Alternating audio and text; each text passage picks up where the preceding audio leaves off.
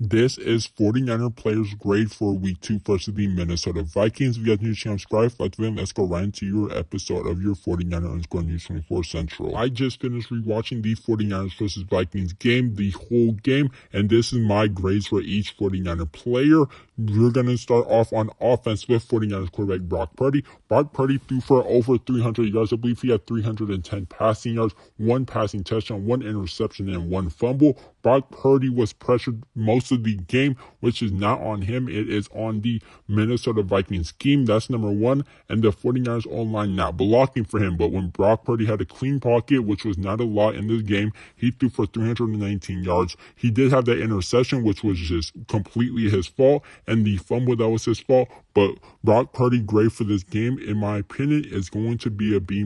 Brock Purdy, like I said, had the interception that dropped his grade down. If he didn't throw a pick and fumble, his grade would be close to an A with the 300 passing yards he threw today versus the Vikings defense. I told you guys before the game, Brock Purdy will have a big game passing versus the Vikings, and that is exactly what he did, throwing for over 300 passing yards. Jordan Mason, I'll give Jordan Mason an A-. Jordan Mason once again ran for 100 yards versus this Minnesota Vikings defense. Jordan Mason had 1 rushing touchdown, with his longest run being for 22 yards. Jordan Mason, another great game for him. He's running behind this offensive line who was horrible at pass blocking, but pretty good at run blocking today. The 49ers O-line is going to be a C.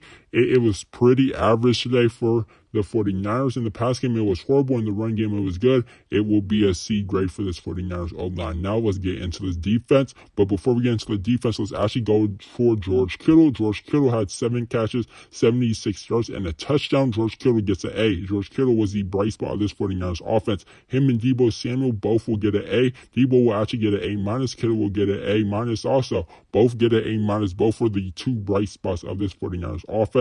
When the ball's not going to Deebo Samuel, you don't know who is going to. Brandon Ayuk is out there. He was open on a few plays, but was not getting the football. He had 4 catches for 43 yards. Brandon Ayuk needs to get more involved in this offense with now Deebo Samuel going down and no Christian McCaffrey out there. Jawan Jennings had 2 catches for 37 yards after a phenomenal week 1 performance versus the Jets. He will get a C. He was average out there. Ayuk will get a C- also. Ayuk was pretty average out there, low below average, where Brandon Ayuk was just out there. He did make some good plays. I would actually move that up to a C+ for Brandon Ayuk. Nick Bosa, I would give Nick Bosa a A-. Nick Bosa absolutely balled out. He had 2 sacks, 5 total tackles, 2 tackles for a loss. Nick Bosa was beating Christian Darrisaw to the quarterback a lot of times. Sam Darnold was just getting the ball out quick, as he should. Nick Bosa gets A-. Fred Warner, 2 forced fumble. 1 forced fumble did not count, so he almost had 3 forced fumble, but he had 2 forced fumbles versus the Vikings that counted. He had 9 tackles, 1 sack. Fred Warner gets an A. He was the best player in this whole game, in my opinion. He is my player of the game, is Fred Warner. That is the wrap on your 49 underscore news 24 Central. If you guys need to channel, subscribe, like the video, and I'll see you guys in the next one.